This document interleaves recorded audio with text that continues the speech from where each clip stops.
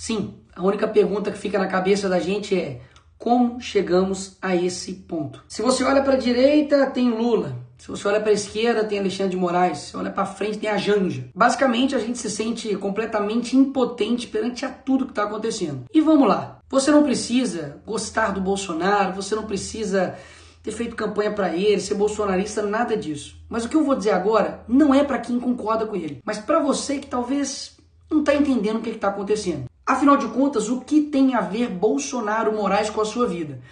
Eu vou te explicar. Basicamente, nós temos hoje um cenário em que um ex-condenado é presidente da República e um ex-presidente da República pode se tornar um condenado. E mesmo que você tenha suas divergências com o Bolsonaro, vai aqui alguns pontos para você pensar. Não precisa concordar não, mas pensa aí. Ele nesse momento está proibido de falar com embaixadores, proibido de usar rede social, sofreu busca e apreensão na sua casa, encontraram aí incríveis $14 mil, usando tornozeleira eletrônica e é obrigado a ficar em casa do 19 às 7 horas da manhã. E está proibido de falar com o próprio filho, Eduardo. Aí vem os meus pontos. Alguém que roubou a INSS, que foram bilhões, está usando tornozeleira eletrônica? Você já viu algum traficante, estuprador, alguém aí que roubou bilhões às estatais, ficando impossibilitado de conversar com o seu próprio filho? Ou seja, o script é o mesmo.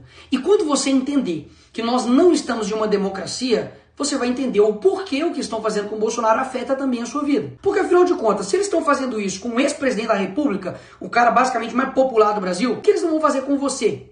Que é digamos, um mero cidadão. Pastor, um estudante, uma pessoa que tem opiniões na rede social, você que é jornalista, empresário, e aí? O que vai acontecer com você? Vamos colocar mais uma vez aqui os pingos nos is. Bolsonaro, como alguns eu ouvi falar aí da esquerda, não está sendo condenado pelo que ele fez na pandemia. Não. Ele não está sendo condenado por corrupção. Não. Ele literalmente está sendo condenado por uma tentativa de golpe. Ele é a pessoa que está despontando nas pesquisas eleitorais como primeiro lugar contra o Lula. Ou seja, será mesmo que eles estão preocupados com a democracia? Pausa. O Lula que recebe ditador aqui no Brasil, como Nicolás Maduro? Ou será que eles estão preocupados em tirar a oposição para poder vencer as eleições? Hein?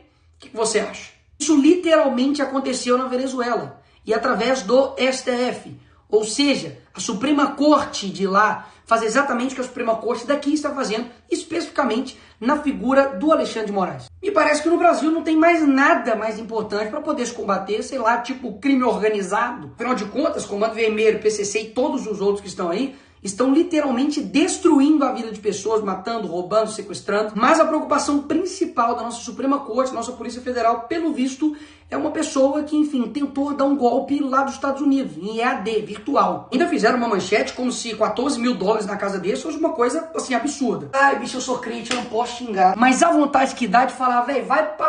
Porque nós tivemos agora, na história recente do Brasil, corruptos com malas e malas e malas de dinheiro na casa. E o que aconteceu com esses caras?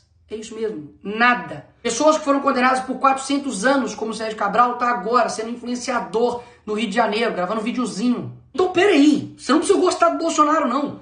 Mas, pô, falar comigo que o que tá sendo aí possível de condenação dele, 43 anos de cadeia, é algo razoável? Fazer isso daqui com uma pessoa só porque aí tem vários indícios, possibilidades de golpe, que, convenhamos aqui, teve uma arma apreendida. As pessoas que estavam lá, sei lá, a faixa etária era de 50 a mais. É óbvio que é errado, já deixei claro várias vezes aqui, errado quebrar, errado depedrar, e as pessoas têm que pagar por isso. Agora, meter 17 anos em um cara que pegou lá a bola do Neymar autografada, 17 anos, galera. Você pode achar que isso é mentira, mas não, pesquisa aí, duvida do Nicolas. A Débora, que com um batom escreveu perdeu o mané. Então essas mesmas pessoas que estão usando a palavra democracia para poder aplicar penas desproporcionais a cidadãos comuns que nunca cometeram um crime antes na vida deles, vão até a casa do Bolsonaro e quer pintar nele um crime de golpe de Estado. Sabe o que é golpe?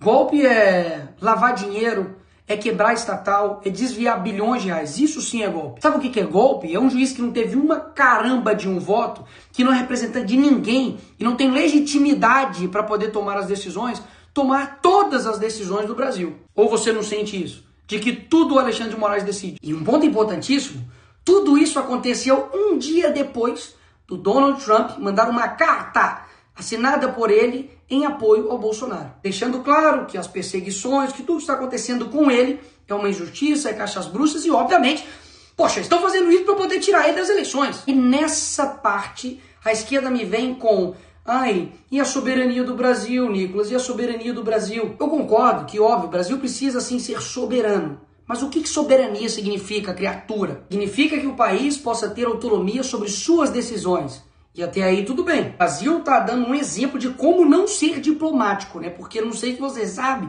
mas os Estados Unidos não é uma economia que você pode falar: ah, quer saber, não quero ver você. Que antes da campanha, Lula falava que com uma cerveja e uma conversa de bar resolveria uma guerra. E agora não está conseguindo resolver, é uma questão de tarifa. Só para lembrar aí.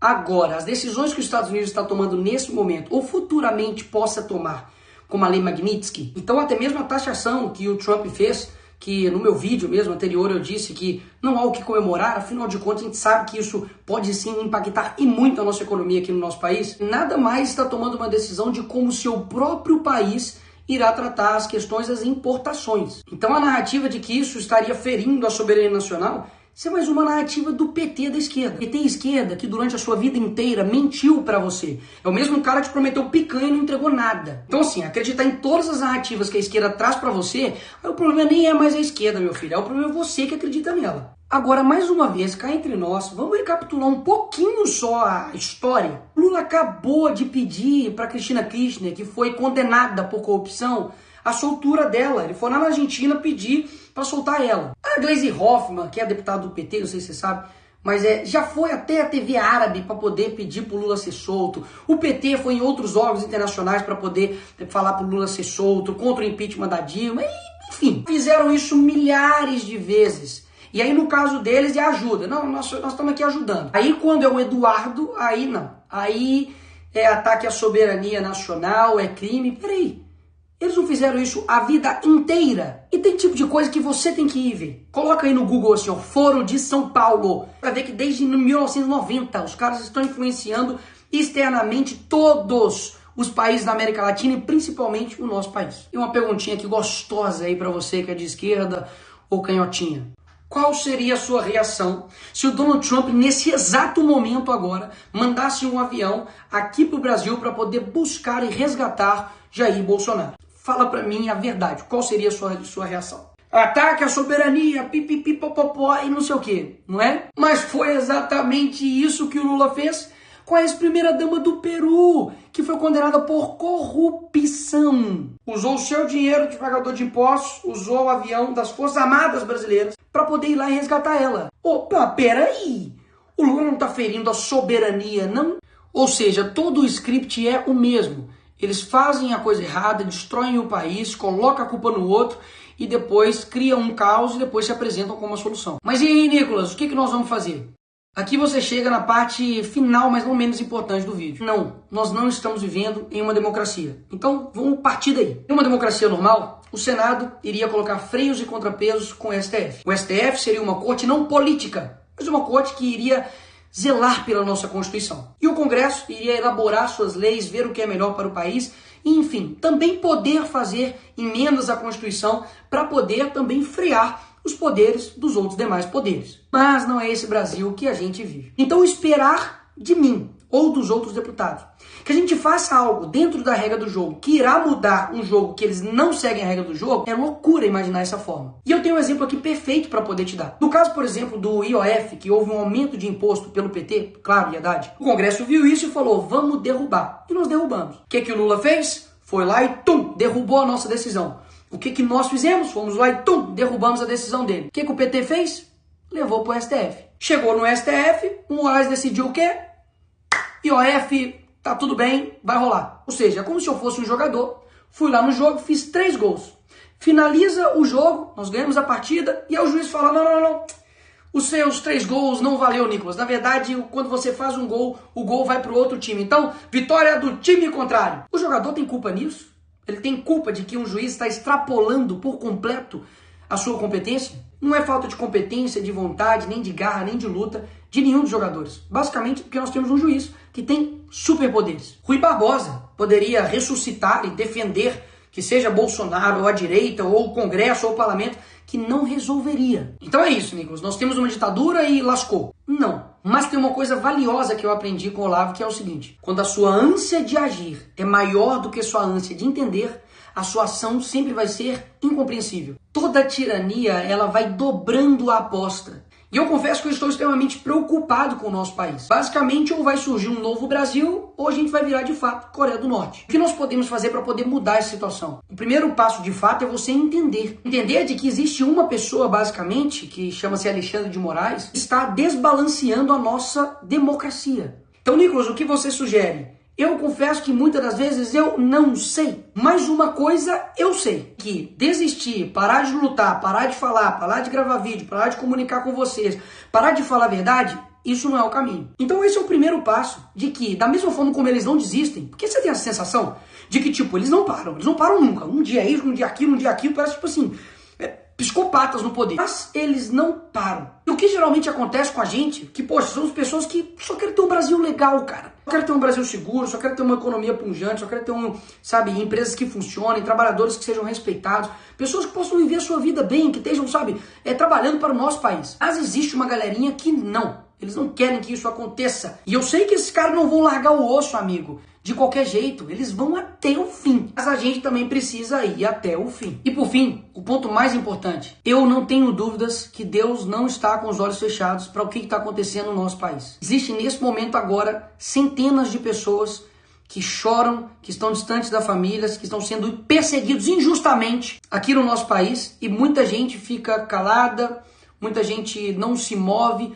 usa isso como um jogo político para poder, enfim, lutar pelos seus interesses. Mas eu não tenho dúvidas que podem ter juízes com muito poder, mas eles não têm todo o poder. Então eu te chamo agora não somente para poder tomar ação naquilo que de fato seja necessário. Seja, por exemplo, ir para a rua, seja, por exemplo, compartilhar um vídeo, seja, por exemplo, fazer a política no seu dia a dia, alcançar pessoas que nós não alcançamos, mas principalmente para que você tome uma decisão individual de você, de fato, se tornar uma pessoa mais próxima de Deus, para você ter um caráter mais parecido com Jesus e dessa forma você mudar o seu país. Porque tudo que eles mais odeiam é um país que se aproxima de Deus, de verdade, não somente de fala, mas de verdade. E muitas das vezes, quando a gente vê tudo isso acontecendo, a última coisa que a gente faz é orar. A gente reclama, xinga, enfim, faz vídeo, faz um monte de coisa, mas a última coisa que a gente faz é apresentar isso para quem realmente está no comando de tudo. E eu quero lembrar vocês de que os hebreus ficaram 400 anos escravizados no Egito. Deus levanta Moisés, ele enfrenta Faraó, vem praga, o povo sofre, depois ele abre o Mar Vermelho e finalmente Faraó é derrotado e o povo é liberto. O que eu quero dizer com isso? É que existem coisas que a gente não tem condição de saber o que vai acontecer. Coisas que de fato são improváveis e que não estão no nosso controle. Mas o nosso dever é fazer o certo sem esperar que dá certo. Para melhorar, vai ter que piorar muito ainda. Mas eu quero muito saber como é a gente vencer esse pessoal. Você não tá com essa vontade também, não? Mas isso não depende de uma pessoa, de uma instituição, de um grupo somente, mas depende de todo mundo. Quando eu falo de todo mundo, é você que, enfim, tá aí, talvez vendo esse vídeo deitado na cama, ou tá vendo no ônibus, tá vendo no avião, enfim, não te conheço. Mas você é importante pra caramba nesse processo. Porque caso contrário, a gente realmente não vai conseguir. Porque pode ter certeza que um país que não sonha, ele não consegue atingir nada. Uma pessoa que para de sonhar, esquece, ela tá morta. Ter certeza que tem muita gente nesse país que tá com o coração verde e amarelo, louco para poder mudar as coisas. E essa hora vai chegar. Essa hora vai chegar. O sonho de um novo Brasil ainda tá vivo em mim. E eu não tenho dúvidas também que tá vivo em você. E pode ter certeza. O que tiver ao meu alcance, a gente vai estar fazendo. A minha voz é a sua. Enfim, não desista daí, que eu não também desisto daqui.